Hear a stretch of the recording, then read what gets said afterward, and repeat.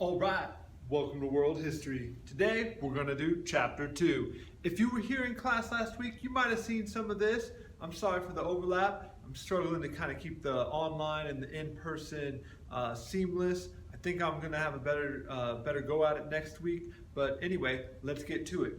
Also, I do want to mention there'll probably be about one video a week and one assignment a week.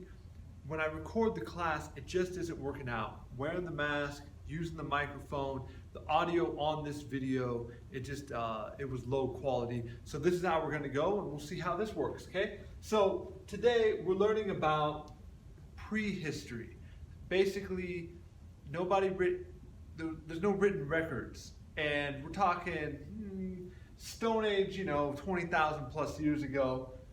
People are going to come out of Africa. They're hunter and gatherers, okay? And there's more history of us, meaning human beings, as hunter-gatherers, more prehistory than there is actual history.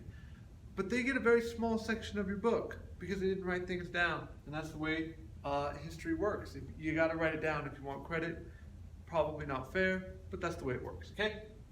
They'll have new technology. They're going to have a stone axe and new tools. I want you to know why. What drives the need for innovation? Alrighty then.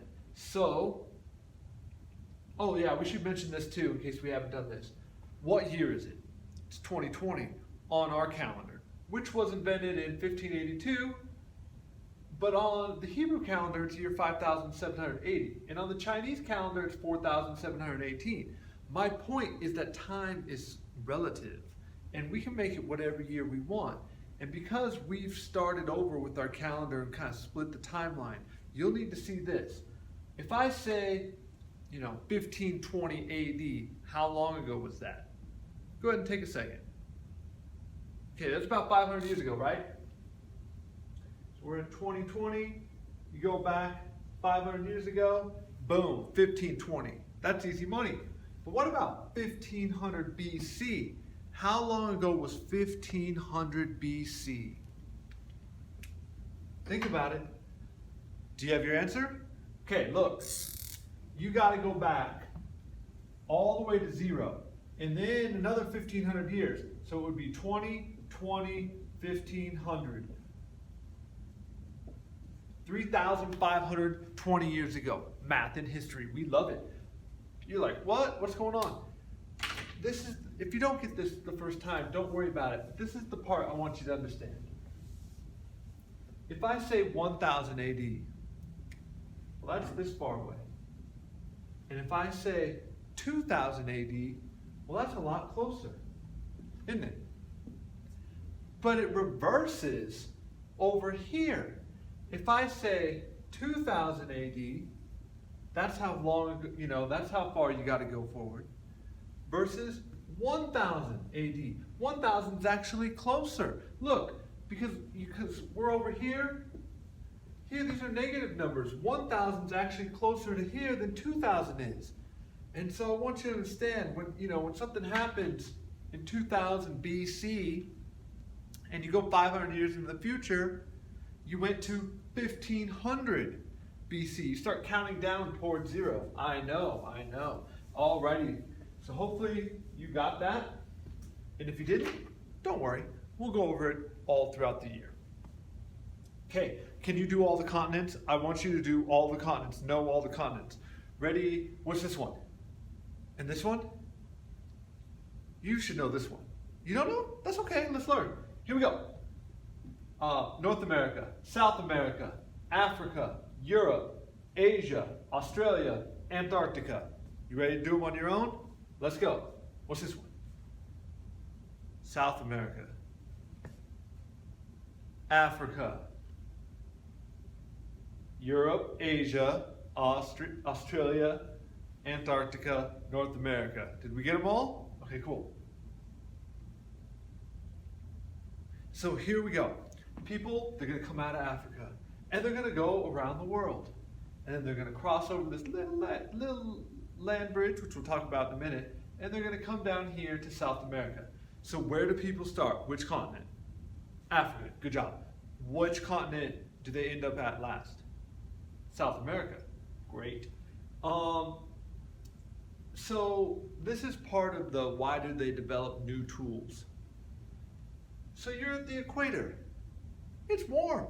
You're catching your animals, but now you've migrated up north. You need to learn how to make a jacket or you're gonna freeze. And you're gonna have to catch different animals up there. What do you need to make these new items? What do you need to catch these new animals? Answer, you need new tools. And so the migration and the location is gonna push innovation. There's probably a rhyme in there somewhere. All right, Stone Age equals stone tools. That's pretty simple. Uh-oh, it's back. Physical geography, human geography. As you move to new places, okay, as you have new physical geography, then you're gonna get different human geography. Doesn't that make sense? All right. So your Stone Age is divided into 3 parts. Don't take notes on this, just pay attention. Paleolithic, we're talking 10, 20,000 years ago, means old stone. Mesolithic, middle Stone Age. Neolithic, new Stone Age. This is about 5,000 years ago. They've got stone tools, they've got better tools. Now you're able to make fire and saws and drills and complex tools. This is the one I want you to know. This is the one I want you to write down right here. Watch. Paleolithic, hunter-gatherer. By the time we start getting to Neolithic, what separates the Neolithic peoples from everybody else? What happens 5,000 years ago that changes civilization? Answer, agriculture. Do you know what agriculture means? It means systematic farming. Just think agriculture, farming, okay? Here's some advances in the stone tools. They got advances in their houses. Here's a video about the stone axe. Now, in a previous video, we talked about the invention of Stone Age tools and how they affected humanity. Today we're going to go a little bit more in depth and focus on 5 Stone Age tools that changed the game for humanity.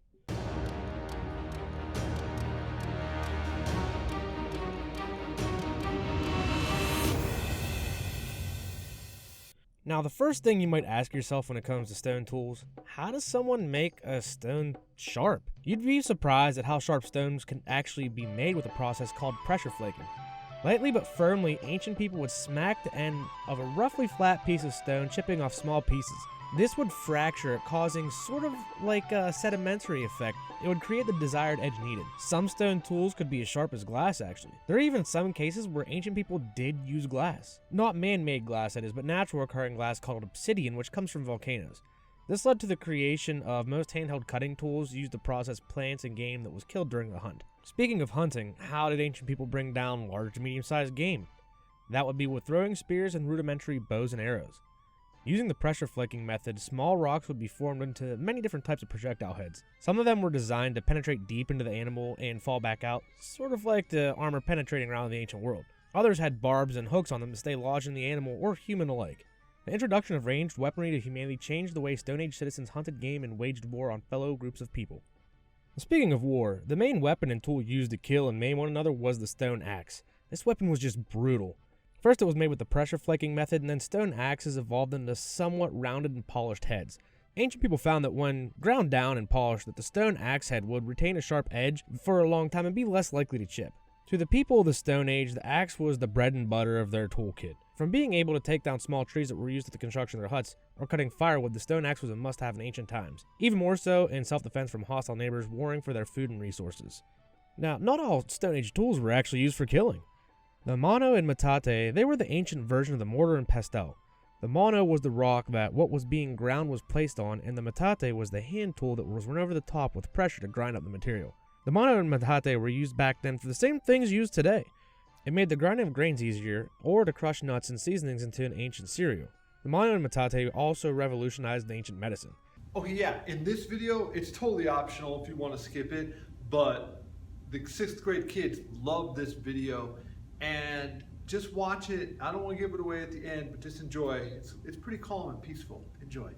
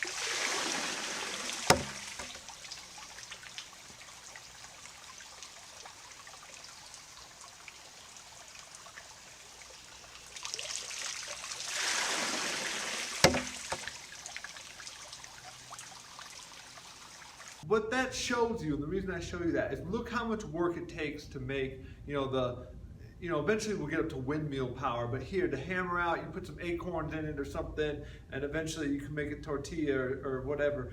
Here's what I'm trying to say. I'm babbling a little bit, but this is what I'm trying to say. History shows that we're so blessed with regards to, think about if you went camping and you had to make a taco. You'd need the tortilla, you'd need the meat, the lettuce, the cheese, the salsa. How would you make all this stuff?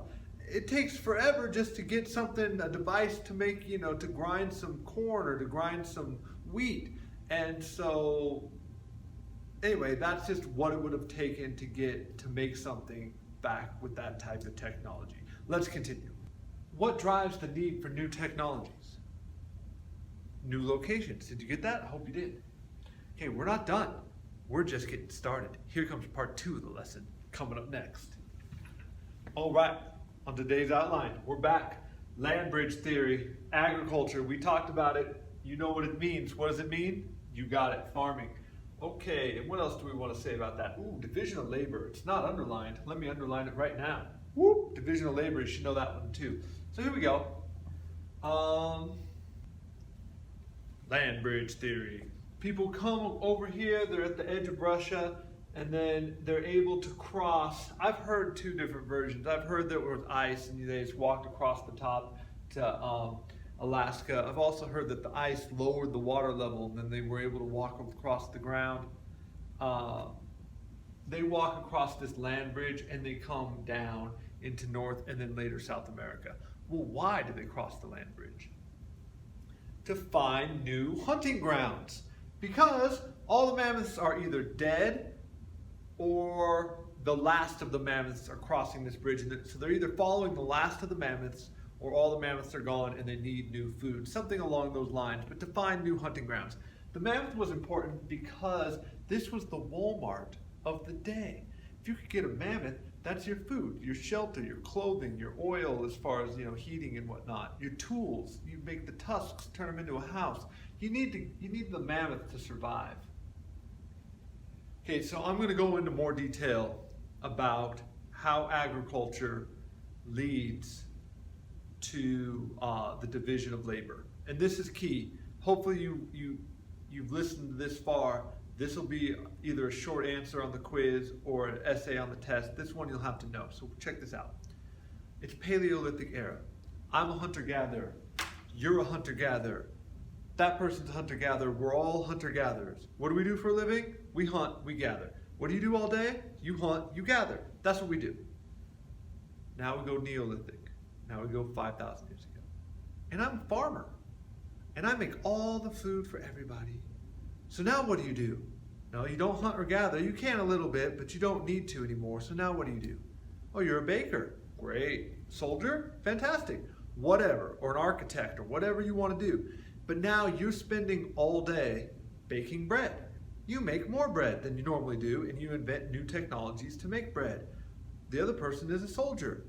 They spend all day soldiering and inventing new weapons and et cetera, et cetera. When you have, this is the division of labor, and it means specialization. And through this specialization, you get new technologies, and suddenly you get civilization.